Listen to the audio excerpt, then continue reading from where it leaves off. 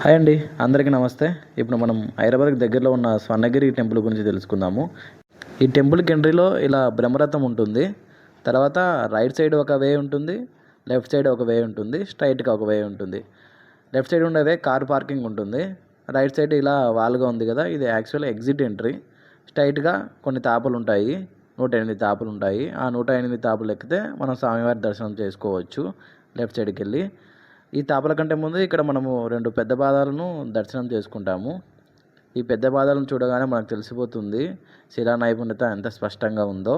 ఈ తాపల మీద కొందరు భక్తులు కాయిన్స్ నిలబెడుతూ ఉంటారు. ఈ కాయిన్స్ నిలబెట్టేది పైన కూడా ఉంటుంది.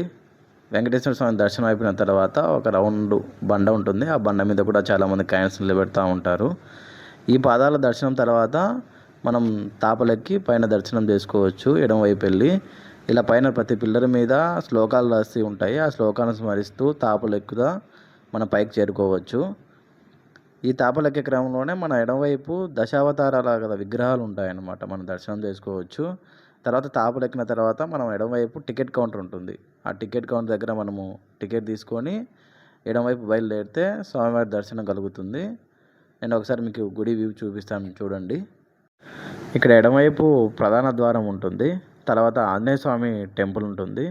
ఆ తర్వాత మధ్యలో వాటర్ బౌండరీ ఉంటుంది. ఆ వాటర్ బౌండరీలో వక్రమాత విగ్రహం ఉంటుంది. ఆ తర్వాత వాటర్ బౌండరీ వెనకల జలనారాయణ టెంపుల్ ఉంటుంది. వాటర్లో జలనారాయణ విగ్రహం ఉండి దానికి సంబంధించిన టెంపుల్ ఉంటుంది.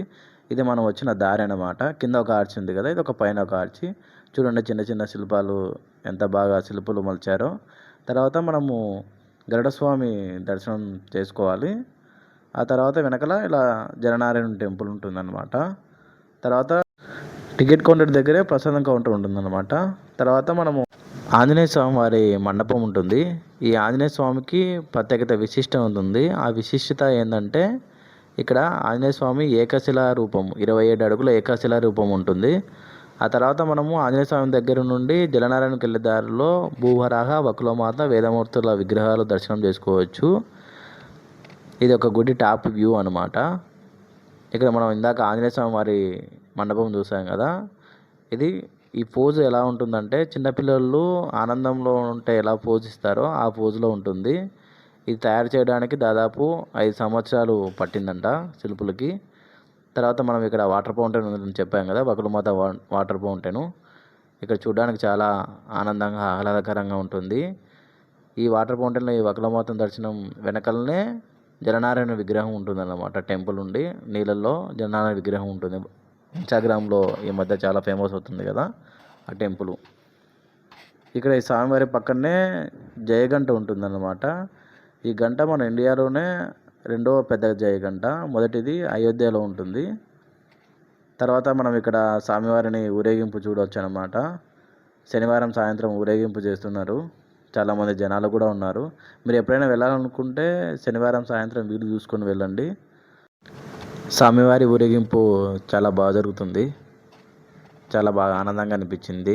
మంగళ వాయిద్యాలతో చాలా బాగా చేశారు స్వామివారి ఊరేగింపు. తర్వాత మనము ఇక్కడ నుంచి జలనారాయణ విగ్రహం వెళ్ళే దారిలో మధ్యలో వాటర్ ఫౌంటైన్ ఉంటుంది చిన్నది. అక్కడ వకులమాత దర్శనం చేసుకున్న తర్వాత మనము జలనారాయణ విగ్రహం దగ్గరికి వెళ్ళొచ్చు. ఈ మధ్యలో మనం భూవరాహ, వకులమాత, వేదమూర్తుల దర్శనం చేసుకోవచ్చు. ఇది జలనారాయణ విగ్రహానికి ఎంట్రీ అనమాట, ఆ టెంపుల్కి ఎంట్రీ. ఒకసారి నేను పైనుండి వ్యూ చూపిస్తాను, చూడండి. ఈ వ్యూ చాలా బాగుంటుంది, చాలా అంటే చాలా బాగుంటుంది. ఇది మనం పైనుంచి చూడవచ్చు, కింద నుంచి కూడా చూడవచ్చు అనమాట. నేను ప్రస్తుతానికి మీకు పైనుండి చూపిస్తాను, చూడండి జూమ్ చేసి.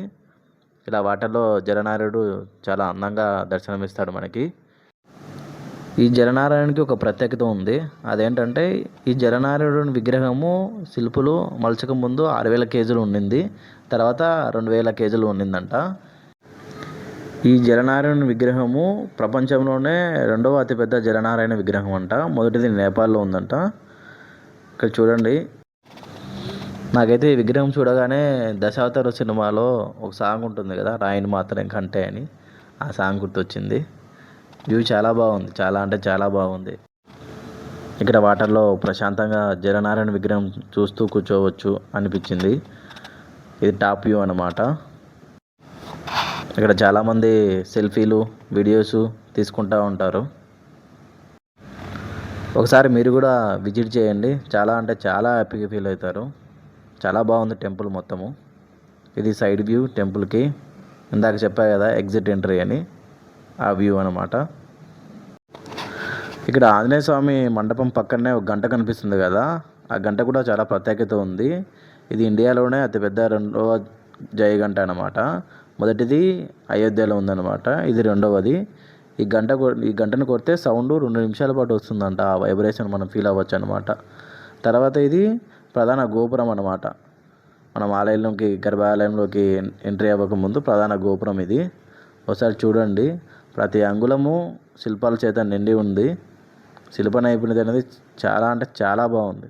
చాలా అందంగా, చాలా సూపర్గా ఉంది. ఇది క్యూ అనమాట. నేను ఇక్కడికి శనివారం సాయంత్రం వచ్చా కాబట్టి చాలా అంటే చాలా రద్దీగా ఉంది. చాలా పెద్ద క్యూ ఉంది అనమాట. ఈ క్యూను ఎంట్రీ దారిలో మధ్యలో ఒక రథం ఉంటుందన్నమాట. ఆ రథము 14 అడుగుల ఎత్తు ఉంటుంది. ఎప్పుడన్నా స్వామివారి ఊరేగింపుకి ఉపయోగిస్తూ ఉంటారు. చాలా అంటే చాలా బాగుంది ఈ రథము. గుడి ఆలయానికి సరిపోయే విధంగా, ఆలయం చుట్టూ తిరగాలి కదా, అందుకు సరిపోయే విధంగా ఈ రథాన్ని నిర్మించినారు. చాలా బాగుంది ఈ రథం కూడా. ఒకసారి మీరు కూడా చూడండి ఈ రథాన్ని. గుడిలో ప్రతి భాగము చూపించేందుకు చాలా ప్రయత్నించాను. ప్రతిదీ బాగానే ఎక్స్ప్లెయిన్ చేశాను అనుకుంటున్నాను. తర్వాత గుడికి పైనుండి కూడా వ్యూ తీశాను, ఒకసారి చూద్దాము. ఇది క్యూ అనమాట. అక్కడ సెక్యూరిటీ గార్డుని పర్మిషన్ అడిగి గుడి పైనుంచి వ్యూ తీయాలని చెప్పేసి తీశాను. ఇది ఇక్కడ మెయిన్ ఎంట్రన్స్ అన్నమాట క్యూకి, దర్శనానికి. అక్కడ కనబడుతుంది చివర, అక్కడ నుంచి క్యూ స్టార్ట్ అవుతుంది. ఇది పైనుండి వ్యూ అనమాట. పైన కూడా ఒక రథం ఉంటుంది, అర్జునుడు కృష్ణుడు ఉండి, అది కూడా చూపిస్తాను మీకు. నేను ప్రస్తుతానికి అక్కడి నుంచి వీడియో తీస్తున్నాను. ఇది పైనుంచి వ్యూ అనమాట. పైనుండి మొత్తం కనబడుతుంది. ఇది స్వామివారి అక్కడ ఫస్ట్ కనబడుతుంది కదా, అది గర్భాలయము. ఆ తర్వాత ఆంజనేయ స్వామి మండపం అనమాట, ఇక్కడ నుంచి కనబడుతుంది కదా. ఆ తర్వాత మధ్యలో వకుడుమాత వాటర్ ఫౌంటైన్ ఉంటుంది. ఆ తర్వాత జననారాయణ టెంపుల్ ఉంటుంది అనమాట. ఇక్కడ నుంచి వ్యూ, అక్కడ కింద జనాలు కనబడుతున్నారు కదా, అదే గర్భాలయం అనమాట. ఇక్కడ నుంచి వెళ్తారనమాట. ప్రధాన గోపురం నుండి వెళ్ళి అక్కడ దర్శనం చేసుకోవచ్చు. ఈ తర్వాత కార్ పార్కింగ్ వ్యూ అనమాట.